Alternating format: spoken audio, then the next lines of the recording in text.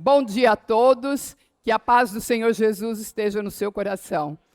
Se ainda existe uma inquietude, alguma preocupação, ansiedade, entregue para o Senhor. Porque quando a gente ocupa a nossa mente com duas coisas, nosso coração com duas coisas, a gente faz nenhuma nem outra bem. Então eu confesso para vocês que para mim está aqui, eu já trabalhei bastante isso na minha vida também. Então nós vamos, já que estamos em pé, eu vou pedir para a gente ler a palavra de Deus, depois a igreja pode se sentar. Nós vamos abrir as nossas Bíblias em 1 Coríntios 15, 58. Eu estarei lendo na atualizada, corrigida e fiel, tá bom? Então, se você tiver sua Bíblia, pegue ela aí, marque. É importante esse contato nosso com a palavra.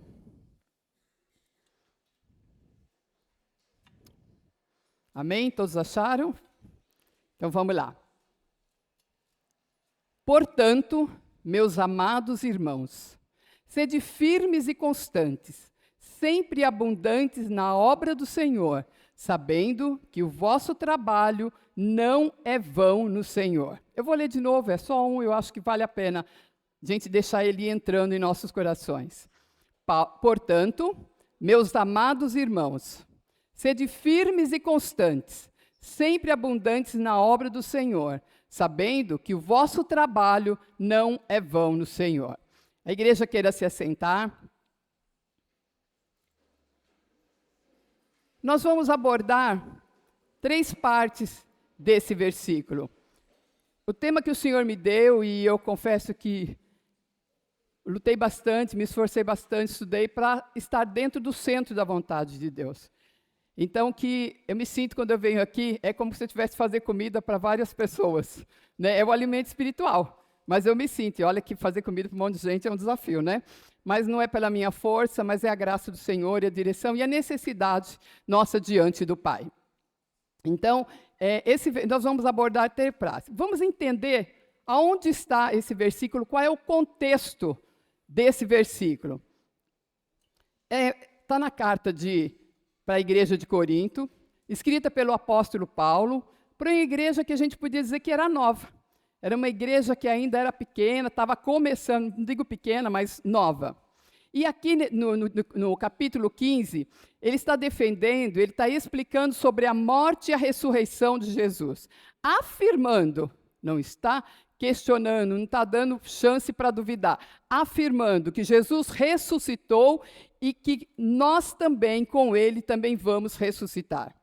Essa é uma afirmação, é uma certeza. Não é para você pensar, não, essa é uma certeza. Por quê? Porque naquela época, uns acreditavam que sim, que Jesus tinha morrido e ressuscitado, mas não achavam que eles iriam ressuscitar, que os crentes iriam ressuscitar. E ali eles se dão, então, até o direito de achar que eles podiam fazer com o corpo o que eles quisessem, porque o que importava era o espírito. Mas essa não é a verdade que nós vamos trabalhar aqui. Jesus ressuscitou. Se você crê verdadeiramente que Jesus ressuscitou dos mortos, a sua fé ela é fundamentada. Se você não crê, se você tem dúvida, a sua fé não tem fundamento. Porque o fato de estarmos aqui não é só porque Jesus morreu, mas porque ele ressuscitou. E quando ele ressuscitou, ele trouxe vida, ele trouxe salvação, ele resgatou a cada um de nós. Então, esse precisa ser o fundamento da nossa vida, de ter a certeza. Nós vamos ler mais um versículo, ele vai colocar aqui, 1 Coríntios 15, 19, que fala assim, se esperamos em Cristo só nesta vida, somos os mais miseráveis de todos os homens. A nossa esperança não pode ser só nas coisas que tem aqui que a gente está esperando, um esperando casar, a minha esperança que vou ter filha, a minha esperança que vou me aposentar, a minha esperança é muito pouco diante da verdade, da grandeza, da eternidade, né? Então, a nossa esperança, ele fala que a gente é um dos mais miseráveis. Se a gente está preocupado só com essa vida aqui, nós somos os mais miseráveis. Então, a nossa esperança, né, não pode se limitar a essa vida. Isso é um alerta para mim, para você, para a gente não focar a nossa vida nas coisas temporais, nas coisas que a gente vai ganhar agora, mas sim nas que permanecem para a eternidade, onde nós vamos reinar com Cristo. Sim, a gente tem as coisas da vida, nós estamos aqui nesse corpo, a gente precisa cuidar, desfrutar, mas isso não pode ser o alvo maior, não pode ser o primeiro. Isso faz parte, mas o nosso alvo é ter a certeza que vamos reinar com Cristo ressurreto. Essa é a base. Deixa eu fazer uma pergunta, não precisa me responder, mas as perguntas fazem a gente pensar, né? Todos aqui têm essa convicção? Você tem certeza que Jesus ressuscitou dos mortos? Que você vai reinar com Ele? Essa é uma verdade para você? Isso marca o teu coração? Te faz caminhar? Então, é para a gente pensar, né? Porque esta é a base sólida para a gente construir a nossa vida. Se o nosso terreno estiver rachado, se o nosso solo, se o nosso alicerce estiver com dúvida, trincado, a gente não vai conseguir construir um edifício forte. E quando vier os temporais, quando vier as chuvas, os problemas, a gente vai desistir, vai desanimar e vai rachar. Então, voltando lá para o versículo, que foi uma introdução para a gente entender o contexto desse versículo. Então, Paulo fala, portanto, sede firmes.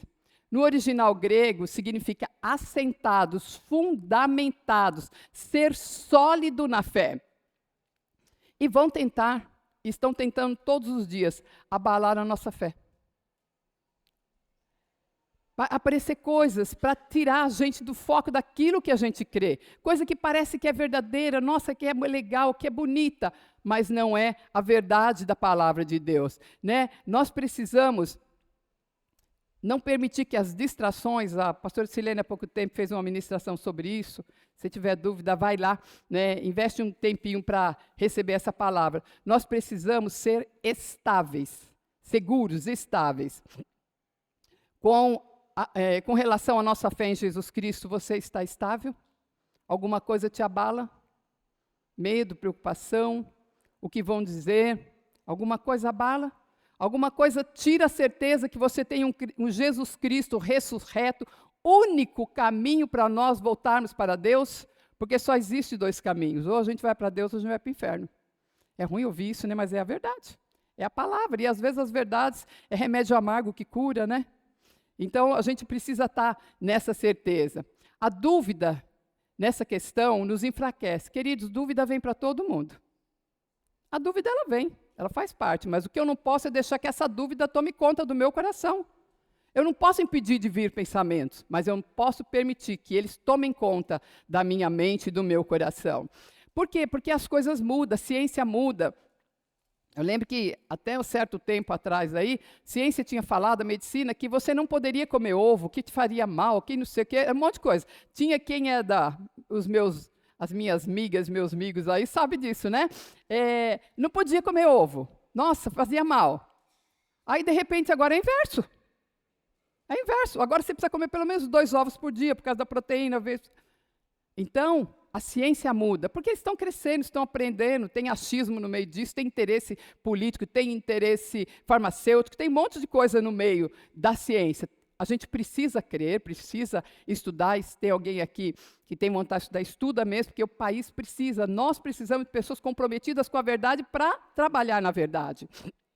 Então, nós precisamos estar firme na convicção da palavra, que a palavra de Deus é verdade. Passa tanto tempo, eles voltam lá, psicologia, volta lá e prova coisas que a Bíblia já falava faz tempo. Mas a gente não acreditava, porque era na Bíblia. Mas agora, né, os doutores falam e a gente vai lá e acredita. Então, é importante a gente saber disso, a gente estar ciente, ser lembrado, né? Então, existe muitos crentes firmes, sim. Existe. Mas não existe muitos crentes constantes. Eu não poderia dizer, talvez eu precise melhorar, né? Existem muitos crentes firmes, mas nem todos constantes. Porque são pessoas que são agitadas como a onda do mar, né? Agitadas de um lado para o outro. Então, a onda é isso, a gente vai para lá, a onda lá é aquilo, eu vou para lá. Eu não tenho permanência, eu não tenho firmeza. E essa palavra constante significa, no original, inabalável, imóvel, persistente, constante, que não muda, que não são as coisas que te abala, que faz você sair do lugar. Agora eu vou te fazer uma pergunta: como vai a sua constância? Como é que vai a sua constância? Você é constante? Toda constância gera resultados. Toda constância gera resultado. Você já ouviu falar? De grão em grão a galinha enche o papo? Né? Por que enche o papo? Porque é constante. Né? Você fica, meu Deus, um grãozinho, mas é constante. Água mole em pedra dura, tanto bate até que fura. Já ouviu isso? A água é mole. Não é pela força da água que fura. É pela constância. Aquele pinguinho ali no mesmo lugar, um pinguinho que você fala, um pinguinho, mas põe uma goteira no seu ouvido. Mulheres, não podemos ser como goteiras, hein? Se liga aí. Né? Porque a Bíblia fala sobre isso. Então, é a constância que vai fazer a diferença. A constância é um poder muito forte que pode ser usado para o bem e para o mal. Mas constância está na Bíblia, usado para o mal? Sim. Tudo tem os dois lados. Para o mal, Sansão não percebeu que Dalila era constante em tentar descobrir o segredo da sua força. Uma constância usada para o mal. Usou para o mal a constância. E ele não percebeu, estava tão apaixonado, tão querendo fazer aquilo que ele queria, que ele se deixou levar. E essa constância dela levou à ruína dele. Ele cumpriu um propósito, mas não da forma original que eu creio que Deus queria para a vida dele. Opa. Uso do cigarro, da droga. A pessoa experimentou uma vez, fez uma vez, ela não está viciada e nem está com câncer de pulmão. Mas a constância nisso vai trazer vício, dependência, vai trazer problema na família, na sua vida, e leva você para longe do destino que Deus tem para a tua vida. Então, para os jovens, nossos pré-adolescentes lindos que estão aqui também, não caia nessa de ter que provar para os outros, experimentar para provar para os outros que você pode. Você sabe quem você é, você não tem que provar nada para ninguém. A única pessoa que nós precisamos provar é para Deus, mostrar para Ele. Então não cai nessa, mas vou ficar fora da roda porque eu... Fique fora da roda que você vai sair muito melhor. Então a gente precisa estar ligado nisso, né? Porque o diabo usa isso para aprisionar. A pessoa precisa provar para o outro, aí ele entra nessa e de repente ele está com um prisioneiro. Mas também a constância para o bem, né? Ana foi constante no seu pedido. Ela enfrentava a Penina, sua rival. Ela viajava todo ano, fica imaginando, você já sabe que você vai passar no caminho, você já conhece, mas você vai. Ana foi julgada pelo profeta, mas ela continuou, ela foi constante até que chegou o seu Samuel. Será que tem algum Samuel que nós estamos esperando? E a gente está sendo inconstante, por isso a gente não está conseguindo. Se eu e você, né, se ela tivesse ficado com raiva de Deus, eu vou lá, eu sou tua serva, eu sou tua filha amada, chego lá, fico passando vergonha, teria desistido e não teria recebido a bênção. Josué, para e pensa. Eu sempre falo com as crianças, né? Já pensou nós lá? Tinha que ficar em silêncio? Né? Tinha que obedecer, dar 7 voltas? E uma, duas, você pensa, o que é a lógica nossa? Quando chegar na 3ª, na 4ª vez, vai ter uma rachadinha, porque na 7ª que vai cair. E ali ele persistiu, ele foi constante. Você acha que quando ele estava à frente lá, dando aquela volta, com aquele povo em silêncio, que já devia estar, aquele calor, aquela coisa, aquela volta, você acha que não teve gente que falou, ele é doido, não sei por que fazer a gente fazer isso? Por que nós vamos sair e ter que fazer essa caminhada? Que ridículo, os caras continuam lá em cima da muralha. Você acha que ele não enfrentou isso? E nós? É importante a gente saber disso. A gente precisa se posicionar quando a gente tem certeza do propósito de Deus, daquilo que Deus deu para mim e para você fazer. Eu tenho que me levantar independente do que os outros falem. Se eu tenho convicção, eu seguir em frente. E Josué Não tinha todo mundo que estava lá feliz. Ah, Josué, nós estamos com você. Claro, eu creio que tinha muitos e muitos, mas que tinha venenoso no meio também tinha, né? Então, Josué foi constante, independente das críticas. Casamento perfeito não existe, nem o meu. E olha que o meu é bom. Né, ó, que bênção da minha vida aí. Então, mas casamento constante, que você sabe onde que você quer chegar, que você quer ir até o fim junto. E aí a gente tem as diferenças, tem os problemas, mas a gente vence, a gente não vai desistir porque teve um problema. E muita gente desistiu, depois se arrepende. Então, se a gente tem situação para resolver, busque, todo problema precisa de solução. Então, a gente tem que buscar aos pés do Senhor qual é a solução, ver se não sou eu a culpada, ver se não é Ele, o que está acontecendo no nosso meio, a minha boca, o que eu estou falando para melhorar essa situação.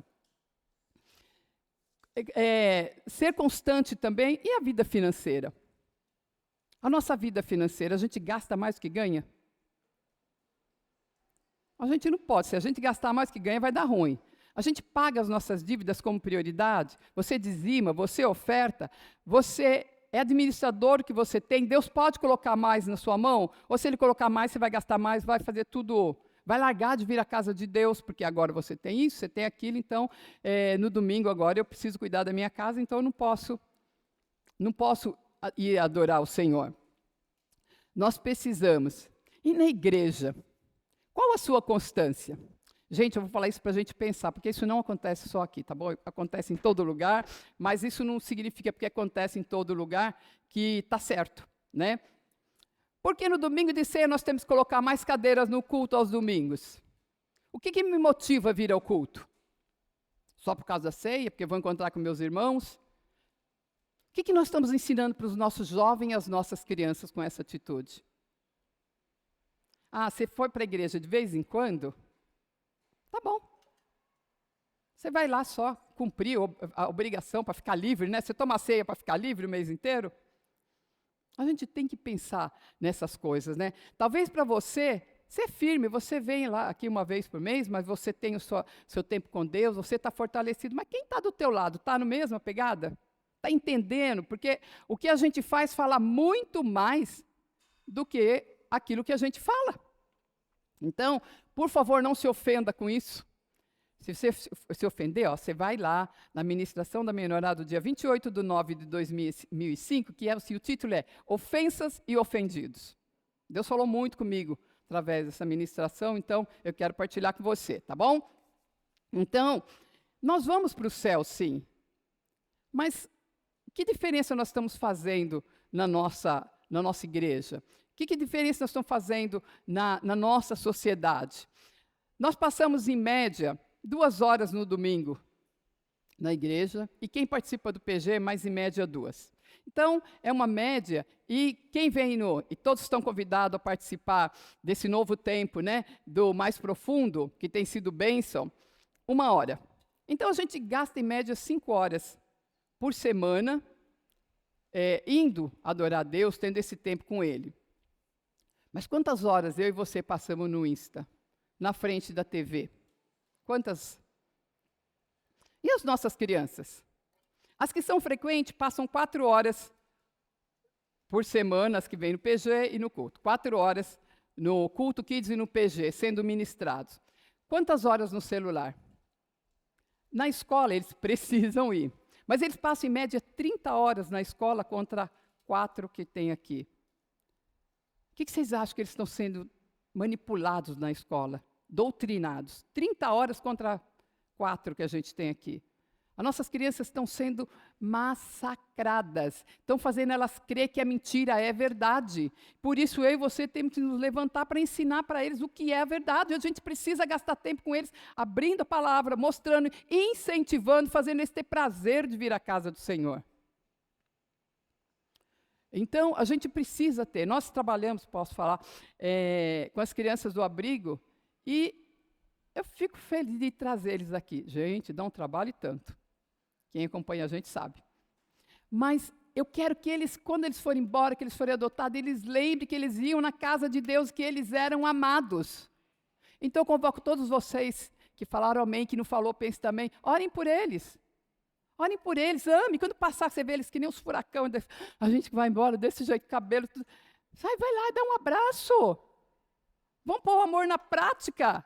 Fazer diferença na vida deles. A gente tem história de uns que estão tão bem com Cristo e tem história de outros que se perderam. Então, esse tempo que eles vão passar aqui vai fazer a diferença. A sua vida com Deus está rasa? Pode ser por causa de inconstância. Pode ser por causa de inconstância. Mas essa igreja aqui, só no primeiro domingo já está bom, porque a igreja está fria, né? Será que é a igreja ou somos nós? É a igreja? Eu falo para vocês, eu não acho que a nossa igreja é fria, tá? Como que a gente tem vindo adorar a Deus? Quanto você participa? Quanto você se integra quando tem alguma coisa na igreja? Eu me lembro bem da pandemia, que a gente tinha que fazer lista, né? A pessoa tinha que ligar, e tinha um número limitado, e tinha uma pessoa que sempre ela falava, você não quer deixar meu nome para domingo que vem? Eu falei, não, eu só começo amanhã. Segunda-feira você manda que a gente começa a lista. E olha que foi trabalho. Passavam ali a lista, e aí ela chegava, o culto era 6, ela chegava às 6h30, 20 para 7, e um dia a gente estava conversando, ela falou, não tenho a menor vontade de vir, é tão frio, tão assim, sabe, parece. Eu falei para ela, nossa, eu acho por estarmos na pandemia, Deus tem trabalhado, tem sido bom, mas aí o que acontece? Chega às 6h30, afobado, um aqui, o marido lá, todo mundo de bico, porque um atrasou e atrasou todo mundo. Como eu vou? Entrar na casa de Deus faz diferença. Faz toda a diferença. Então, não era a igreja que estava fria. Não é a igreja.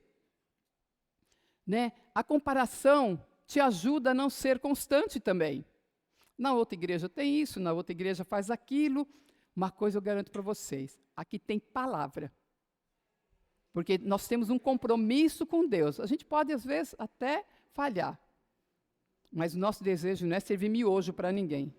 Nós temos compromisso de servir um alimento sólido, que vai fazer a diferença na sua vida. Aqui nós temos palavra e temos poder do Espírito Santo. Que a gente precisa mudar? Precisa. Que precisa melhorar? Precisa. Precisamos sim, nós temos que crescer. Né? Mas nós não podemos ficar nos comparando. Mesmo a gente, né, se compara com a fulana, com o ciclano, cada um tem uma fase da vida, cada um tem o seu estilo pessoal, não dá para comparar, gente, nós temos que somos únicas, vocês são únicos, a gente precisa viver olhando para isso, né? Na leitura da palavra, qual a sua constância? Qual a sua constância? Aí vou ler 5 capítulos por dia, começa umas 2 semanas, depois não dá mais conta, então começa com menos. Se você pode, amém. Tem gente copiando a Bíblia. Eu dou parabéns para eles, né? O pastor Santos, para o Renato, escrevendo. Confesso que eu não tenho ainda não consigo chegar lá. E escrever o Salmo 119 já deu uma trabalheira, gente, mas foi muito bom, Né? Os press que falem com a gente aí.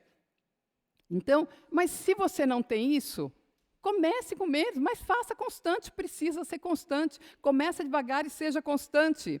Na sua vida de oração, você agradece a Deus quando come? Gente, caiu de moda isso, só que não me falaram, porque eu continuo orando.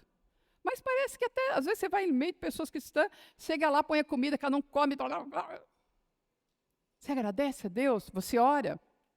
Você ora antes de fechar um negócio? Você ora antes de decidir fazer uma compra? Você ora antes de sair de casa? Ora quando seus filhos vão para a escola? Antes de dormir? Então, a gente precisa ver qual é a nossa constância em cada uma dessas áreas. E no cuidado com o nosso corpo? Gente, eu confesso que para mim isso pega. Mas eu me esforço e estou me esforçando. Agora eu já arrumei um método mais fácil de ser mais constante, porque às vezes você vai pôr alguma coisa para fazer e não dá conta. Então, vamos lá. Então, agora eu faço em casa, mas estou fazendo. O único dia que eu não fiz ontem, porque ontem eu estava mergulhada nisso. Mas, assim, se eu confessar o meu pecado, para vocês não acharem que eu estou falando para vocês, é para mim também. Tá bom? Então, academia, atividade física, corrida, é importante, é bom para o seu corpo, né? Mas Tem gente que troca, no dia de ir para a corrida, não vem para a igreja. Deixa eu honrar o pastor Daniel, o pastor Silene, porque falo para ele, meu Deus, correram tanto e tão de manhã aí, né? Então, assim, tem um compromisso. Então, você precisa ter uma atividade física. A gente, como crente, quem é da minha geração, achava que não precisava, porque a gente aprendeu assim, você precisava ir para a igreja. Só que nós somos corpo, então a gente precisa cuidar, até porque somos templo do Espírito Santo, né? Então, nós temos que estar atento, com cuidado com o nosso corpo, de termos disciplina. Mas cuidado com o nosso corpo é necessário, sim. Mas, queridos, vou dar uma boa notícia para todos. Aliás, acho que não é uma boa notícia. Todos nós vamos desbarrancar. É a lei da gravidade, gente. Não adianta. É a lei da gravidade, vale para todo mundo. Quem é bonitinho, está tudo no lugar hoje, calma. 50 vai chegar, 60 vai chegar. Agora, você pode chegar melhor? Melhor ainda. Mas que é a lei da gravidade. É a lei da gravidade. É lei, tá? Não muda, é a lei. Então, é importante, né? Você arruma um tempo para academia e para adorar a Deus também? Porque esse corpo aqui vai acabar. Mas o nosso espírito, ele é eterno. E conforme o nosso espírito tiver, é o caminho que nós vamos seguir aqui. Então, a gente precisa, né, ser constante como Ana. Ana orou e ela ganhou Samuel. Sansão, infelizmente, também foi constante, só que no erro, e ganhou a morte. Então, os inconstantes são especialistas em dar desculpa. Sempre tem uma desculpa, porque eu não fiz isso, porque eu não fiz aquilo, porque sempre é um porquê, sempre tem um culpado que nunca é a gente, né?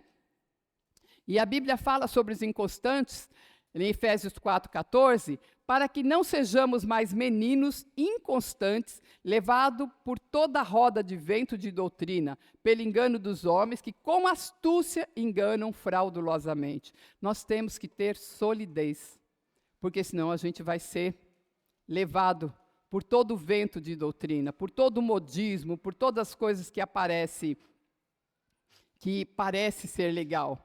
Né? Muitos caminhos que parecem legal, mas o fim dele é caminho de morte. E a Bíblia diz em Tiago 1,7, estou escrevendo a segunda carta de Tiago aqui, não pense tal homem que receberá do Senhor alguma coisa, homem de ânimo dobre e inconstante em todos os seus caminhos. Homem de ânimo dobre. Gente, a pior coisa é a gente ser inconstante emocional. Um dia a gente ama, um dia a gente detesta. Um dia eu quero, outro dia eu não quero mais. Um dia a gente é inconstante. Gente, os nossos hormônios mexem, tá? E maridos, né? Que suas mães, suas esposas, os nossos hormônios tentam bagunçar a nossa, mas nós não somos guiados pela nossa emoção. A gente não pode tomar uma decisão quando está alegre demais ou quando está triste demais. Você vai tomar. A gente precisa ser constante. Então, a inconstância emocional te afasta de Deus. Você crê em Deus, sabe que Ele é bom, mas as suas emoções te conduzem e tentam te controlar. Nós não podemos vir à igreja porque nós estamos com vontade, porque eu estou emocionada. Não, eu preciso vir na igreja porque eu sou constante, eu tenho uma aliança com Deus, eu quero crescer, eu quero ganhar outros para o Senhor. Então, é importante lembrar, se às vezes você está com os seus emocionais muito abalados, e está tentando dominar a sua vida, avalia. Se às vezes no excesso de cansaço, excesso de atividade, se tem alguma coisa parada dentro do seu coração, o que está abalando a sua vida, né? Para que a gente não seja inconsistente.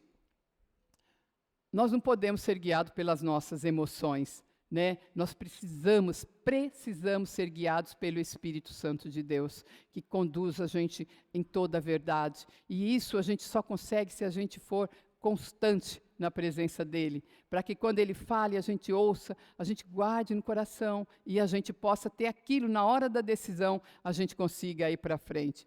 Nós servimos a um Deus imutável, a um Deus grandioso.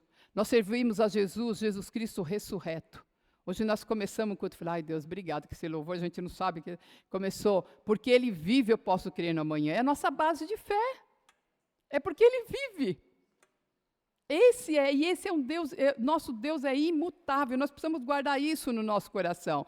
Tiago 1,17 diz, toda boa dádiva e todo dom perfeito são lá do alto, descendo do Pai das luzes, em quem não pode existir variação ou sombra de mudança. O nosso Deus é imutável. Não adianta você tentar ficar fazendo uma semana de jejum para Deus mudar alguma coisa, não. Quem tem que mudar é eu e você, porque Ele não vai mudar. Não vai mudar porque Ele é perfeito. Então, a Bíblia fala lá em Hebreus 13:8, eu vi a Marina ali, eu lembro que a gente trabalhou com esse versículo, nunca esqueci disso, num acampamento quando ela era pequena, antes dela trazer os pais dela para a casa de Deus. Hebreus 13:8, Jesus Cristo é o mesmo ontem e será para sempre. Ele é imutável. Ele é imutável. Engraçado que quando eu ensinei esse versículo, eu não tinha pensado na profundidade dele. E aí ela era criança. E aí ela falou para mim, tia, eu nunca mais esqueci esse versículo. Aí que eu comecei a pensar, falei, meu Deus, olha o que eu ensinei para a menina. E não estava nem ainda com aquilo fervendo dentro de mim. Então, louva a Deus por isso. Seja constante na sua fé, no seu chamado, no seu coração, nos seus relacionamentos saudáveis. Talvez você está constante numa amizade que está te levando para o caminho errado.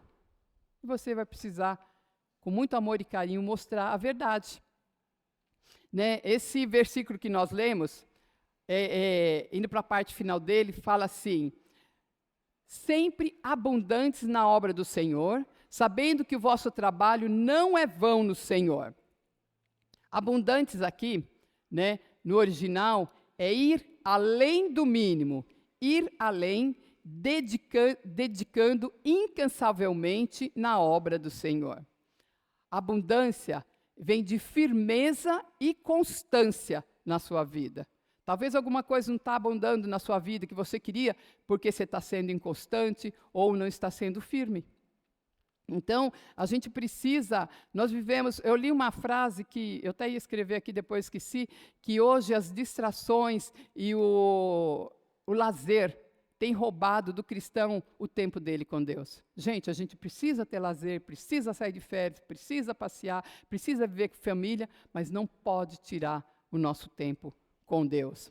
E outra palavra que ele destaca aqui, que na realidade eu tinha preparado há um tempo atrás alguma coisa, pensando que ia ser aquilo que eu ia falar, e o Senhor me fez lembrar, quando eu estava preparando isso. Outra palavra que no original, né, trabalho, é kopos, trabalho árduo, esforço intenso e fadiga.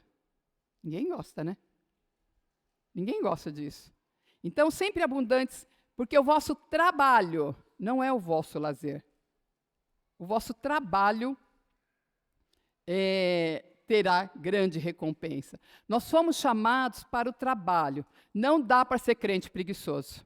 Se existe um espírito de preguiça tentando alojar na sua vida, manda ele embora em nome de Jesus. Porque a preguiça leva à pobreza. A preguiça leva à pobreza. Então, nós precisamos ser crentes ativos, não deixar ser dominado pela preguiça. Você recebeu de Deus uma vocação, um chamado para um serviço. A Bíblia diz que a nossa fé, sem obras, ela é morta. A gente precisa ter fé, mas ela precisa ser colocada em prática. Qual a motivação que você tem para servir? Para servir na sua casa, no seu trabalho, na sua igreja? Colossenses 3:23 diz assim, tudo o que fizerem, façam de todo o coração como para o Senhor e não para homens, sabendo que receberão do Senhor a recompensa da herança. Se você fizer para o Senhor, nada vai ser inútil.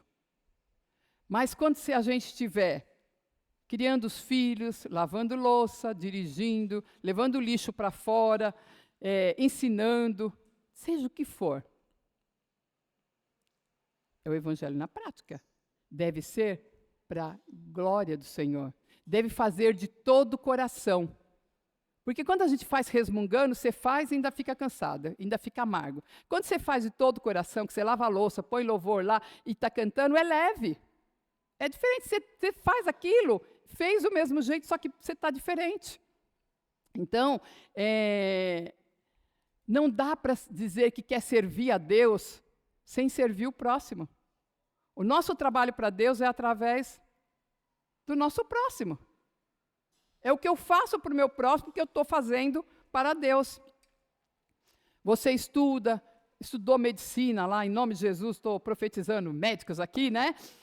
Ou estudou direito, logística, TI, culinária, sei lá, aquilo que você estuda isso para quê? Para servir. Você vai servir no hospital, você vai servir numa escola, você vai servir numa casa de outra pessoa, você vai servir numa empresa. Até quem trabalha por conta está trabalhando para si, mas está fazendo para servir a outros. E aí a gente vai ter, sim, a nossa recompensa. E é fácil servir pessoas? Não, né? Não é fácil, é difícil servir pessoas.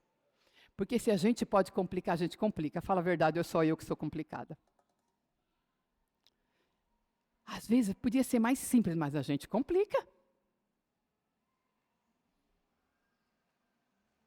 Mas se é para ela, estou nem aí. A gente precisa pensar nisso, né? Pode ser difícil servir pessoas, mas é a forma que nós vamos ter de honrar o Senhor, de pôr o nosso trabalho.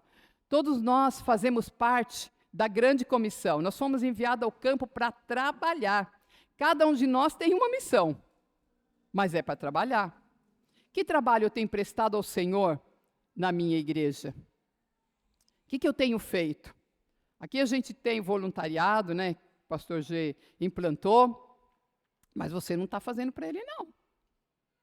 Nem para o AP, nem para nenhum de nós, nem para o seu líder, porque se tiver, você está gastando sua energia à toa. Porque a gente não tem como recompensar. Pode dar um abraço, dar um beijo, falar muito obrigado, mas quando a gente tem que fazer para Deus. Então eu vou ali para servir. Os meninos estão sentados aqui, a gente precisa deles, mas estão fazendo para Deus. A gente precisa ter isso como verdade no nosso coração. Todos nós, queridos, todos, ninguém aqui está fora disso, todos nós temos dons e talentos. E aí a gente precisa usar para a glória de Deus. Na quinta, a Sueli ministrou que ela não tem, assim, dom de trabalhar com criança.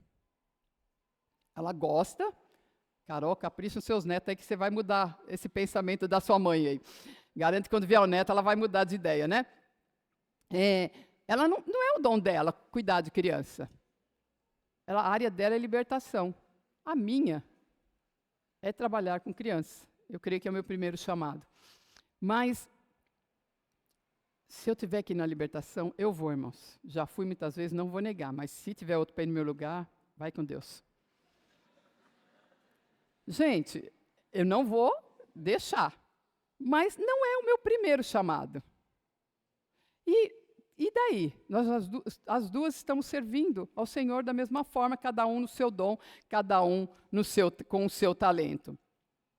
Nós somos corpo. E cada um tem uma função nesse corpo. Tem gente que se assusta com a palavra trabalho, acha que nasceu para ser chefe. Mas deixa eu falar uma coisa, para ser chefe você precisa saber o trabalho.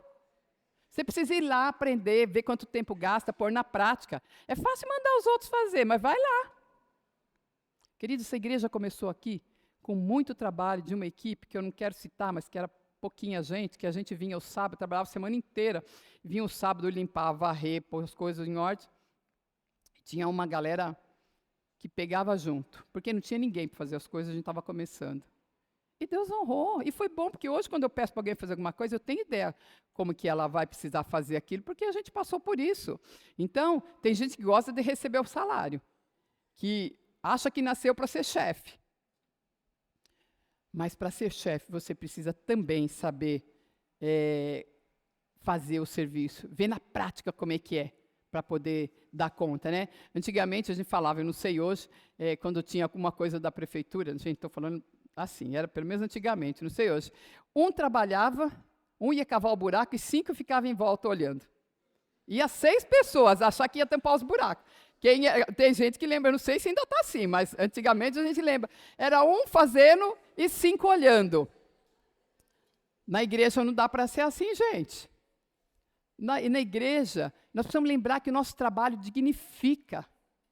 Nós nos tornamos dignos, o Senhor nos faz crescer. Nós precisamos trabalhar o Senhor conforme as nossas forças. Deus não pede para você fazer nada além das suas forças. Do tempo, tem tempo que eu não posso fazer uma coisa, mas eu posso fazer outra. Então a gente precisa lembrar disso, né? Mas ninguém reconhece o meu trabalho. Calma, primeiro você vai trabalhar muito, muito para alguém reconhecer. Mas uma coisa eu te digo, o Senhor reconhece. O Senhor reconhece. Um dia vão reconhecer o que você fez, mas tenha certeza disso. Então, ser cristão de verdade dá trabalho. Tem trabalho e dá trabalho. Para crescer, você precisa ler, orar, meditar, frequentar os cultos. Hoje muitos querem servir. Eu quero servir, mas eu quero servir no que eu quero. Se é o seu dom, mas às vezes não é o dom, é alguma coisa que se destaca mais. Eu lembro da Valnice Milhomes, quando começou na Igreja da Lapa, que ela chamou um grupo para tocar, né? E começou os cultos naquela época lá, aí ela chamou quem queria participar do louvor, apareceu 500, né? Porque todo mundo queria, embora ela pediu, coisa selecionou. Aí o que aconteceu? Ela falou, vocês vão tocar atrás da cortina. Poucos ficaram. Então, vai ter o louvor, vamos passar uma cortina aqui, eles vão ficar aqui e nós sair. Então, muitos querem, glória a Deus, a nossa igreja, gente, hoje eu posso falar bem tranquilo que não tem isso, né? Mas me assusta, sabia? Porque hoje a gente vive com as pessoas, eu quero fazer a obra de Deus. Fiz pouco tempo, a menina chegou para mim e falou, tia, eu não vou mais servir no Kids, porque Deus está me chamando para fazer a sua obra. Mas qual é a obra? Qual é a obra? Eu vou treinar daqui a 5 anos. Gente, o que impede de estar lá ensinando, formando discípulos? A obra é essa. É lidar com as pessoas, é ensinar a verdade, é dedicar. O que vai ser dos nossos jovens? O que vai ser dos filhos dos jovens se não se levantar nessa geração pessoas comprometidas que querem ensinar crianças? Dá trabalho? Dá. A gente vai embora, tem dia que esgotado. E alguém vê? Não, muita gente não vê, mas Deus vê. Gente, os abraços que a gente ganha, os beijos que a gente ganha, não tem preço. Não tem preço. A gente está lá em cima, escondido. O pessoal do berçário está lá no cantinho, é provisório. Vão ter uma casa bonita, um berçário bonito, mas hoje a gente precisa dividir uma sala lá. Elas ficam lá, mas com amor é amor. Ninguém vê, ninguém nem sabe que está lá. Mas faz por amor. Então, a gente não pode fazer, eu vou fazer a obra de Deus, fiquei parado esperando. Enquanto você vai servindo que você vai aparecer o seu trabalho. Então, qual a obra mais importante do que ganhar crianças, jovens, os nossos adolescentes, os adultos, as pessoas que estão à nossa volta? É muito compensador, né? A gente fazer aquilo que a gente ama, mas às vezes a gente precisa começar com aquilo que a gente não ama. E aí você vai recebendo graça, força, direção, e Deus vai te colocar naquilo que você faz.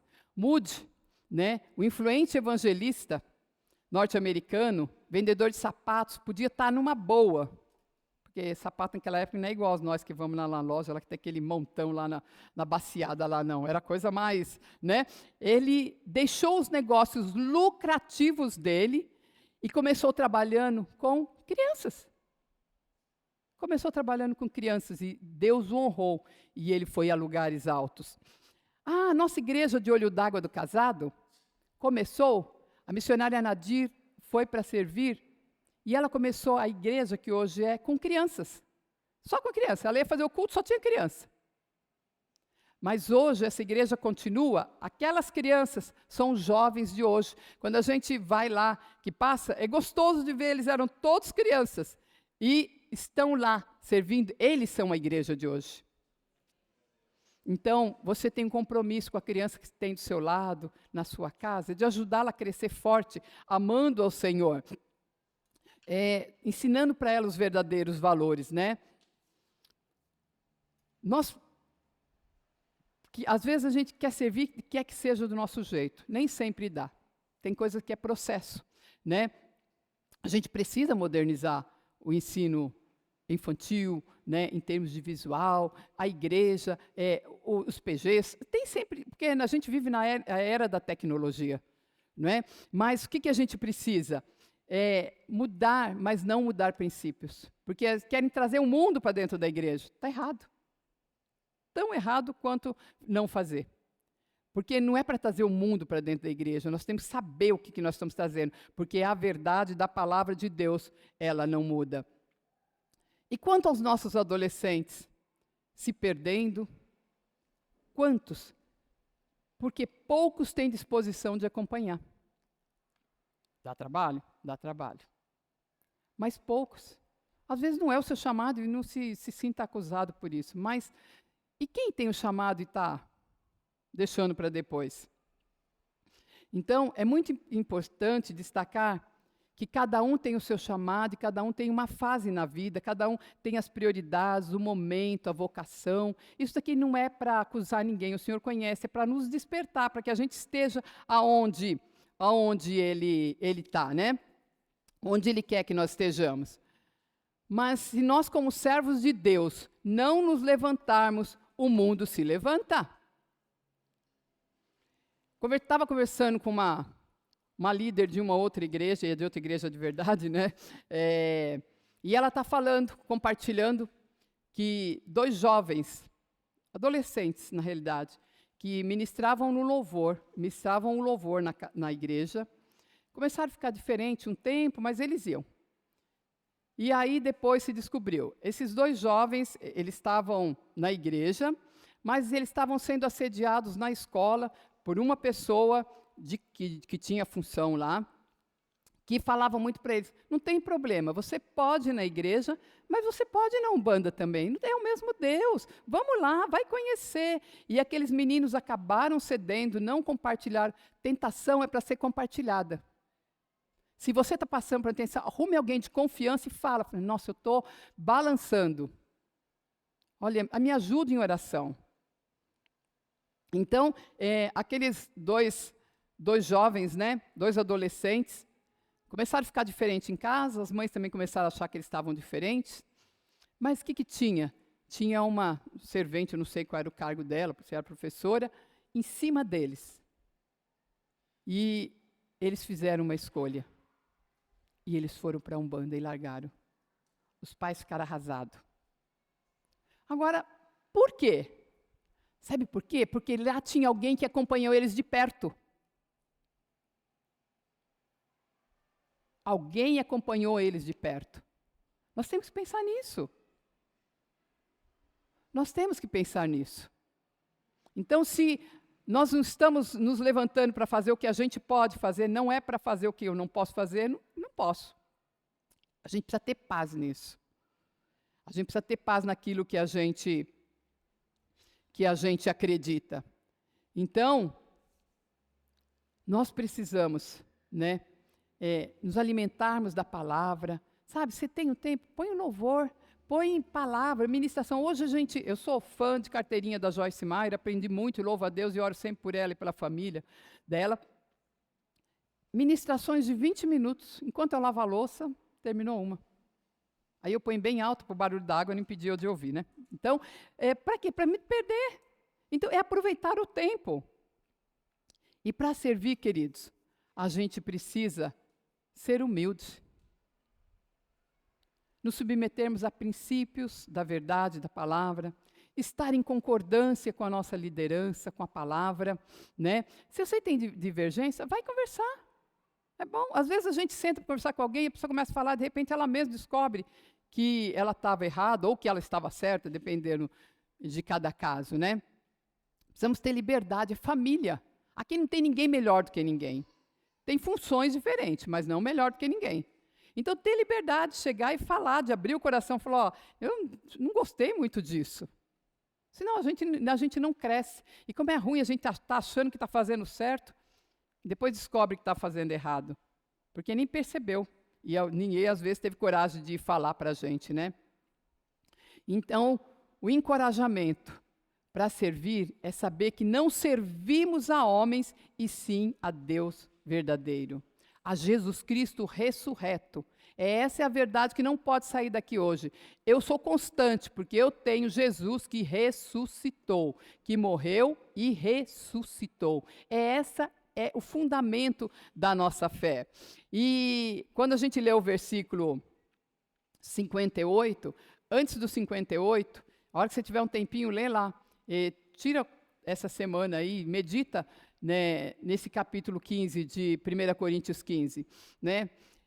O 57, ele fala assim, o versículo antes: mas graças a Deus que nos dá vitória por meio do nosso Senhor Jesus Cristo. Só que esse versículo, vai dar vitória, vai ser tudo bom, vai dar vitória, mas o que vem antes? São os perrengues. A vitória vem depois de perrengue. Então, graças a Deus. Então, esse versículo celebra a vitória do pecado, a vitória definitiva de Jesus Cristo sobre o pecado, a minha vitória e a sua sobre o pecado, sobre a morte, conquistada pela ressurreição de Jesus, nos trazendo esperança e encorajamento para a gente perseverar e ter a certeza de um propósito eterno. É mais do que esse tempo curto que a gente vai passar aqui. Hoje eu acho que é curto. Quando eu tinha 15 anos, eu achava que tinha 50, era velho. Mas hoje eu acho que não é, não. Imagina, de jeito nenhum. Mas o tempo é curto. O tempo é curto. Mas a gente tem aqui é curto, mas a gente tem um propósito eterno. Mediante essa palavra, se o pessoal do louvor quiser subir, eu não vou fazer apelo, eu queria que você parasse para pensar. O quanto você tem dado liberdade para o Espírito Santo de Deus guiar a sua vida. O quanto você tem se fortalecido. O quanto você tem sido constante no erro ou constante naquilo que é certo. Acima de tudo, coloque isso: Jesus Cristo está vivo, Jesus Cristo ressurreto, Ele é a minha e a sua motivação. Ele é que vai nos ajudar.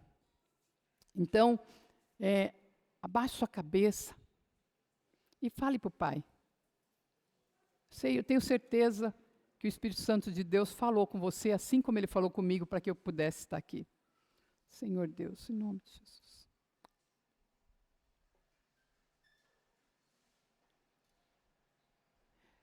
Ainda enquanto estamos cabeça baixa, eu queria fazer uma pergunta para antes de orar. Tem alguém aqui no nosso meio que ainda não entregou o seu coração para Jesus, que ainda não tomou a decisão, que ainda não falou, eu creio no Jesus Cristo ressurreto?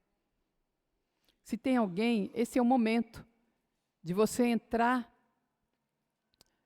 neste lugar santo, que é a presença de Deus, que é ter o seu nome escrito na vida eterna, porque você viu que a vida aqui ela é passageira, mas além dessa vida aqui, nós temos a eternidade. E a eternidade é só com Jesus Cristo, o nosso Senhor, o nosso Salvador. Tem alguém que ainda não tomou essa decisão? Tem alguém? Se tiver alguém aqui que ainda não recebeu Jesus Cristo como seu Salvador e quer fazer essa decisão, ou alguém que está afastado do caminho do Senhor, fala, eu estava vindo, mas eu sou muito inconstante, eu quero fincar os meus pés, eu quero tomar posse dessa verdade, eu quero retornar para o caminho. Se tiver alguém, levante sua mão, nós estaremos orando por você.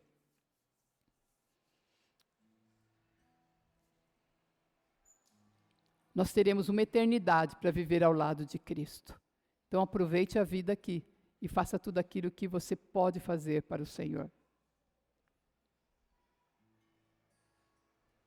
Querido Deus, em nome de Jesus Cristo, nosso Salvador, Tu que sondas, ó Deus, e conhece cada um de nós, desde um bebezinho que está ali até a pessoa mais velha.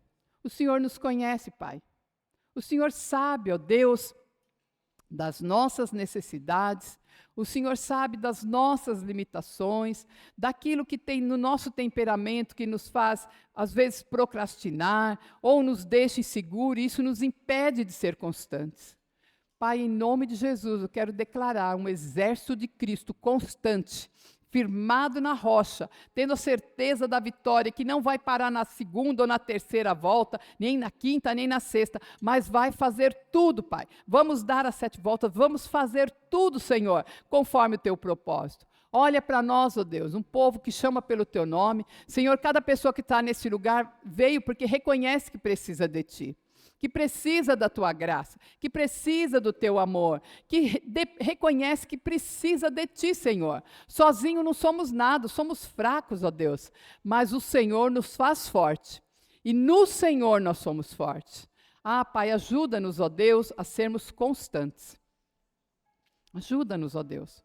Nós queremos ser constantes, queremos crescer diante de ti, queremos fazer tudo aquilo que podemos fazer com a idade que temos hoje. Pai, porque um dia nós estaremos contigo e receberemos a coroa se não desfalecermos. Senhor, eu te peço que nessa manhã seja uma manhã de salvação, uma manhã, ó Deus, de reconciliação, uma manhã, ó Deus, de crescimento na tua presença. Uma igreja forte, uma igreja constante, para viver todos os propósitos do Senhor. Pai, nós abençoamos os pais, que eles sejam constantes em amor com seus filhos, independente da circunstância. Pai, nós abençoamos os filhos, ó Deus, que eles sejam constantemente obedientes aos pais, respeitosos aos pais, independentes da idade. Pai, nós oramos pelos casamentos, ó Deus, que sejam casamentos firmados, casamentos constantes na tua presença. Senhor, nós oramos, ó Deus, por esta igreja. Homens que sejam sacerdotes do seu lar. Jovens que estejam com esse alvo de serem sacerdotes do seu lar. Mulheres que tenham prazer em serem submissas em amor aos seus maridos. Mulheres que querem ser mulheres dignas de confiança. Olha, Senhor, para cada um de nós. E cada um de nós recebemos de Ti dons e talentos. E nós declaramos no poder do nome de Jesus, que cada um de nós há de exercer os dons e talentos que o Senhor nos deu, no tempo e na forma correta. Muito obrigada, Senhor, pela Tua bondade, pelo Teu amor, pela Tua graça, por essa manhã, pela Tua palavra. Oramos agradecidos em nome de Jesus. Amém, Senhor.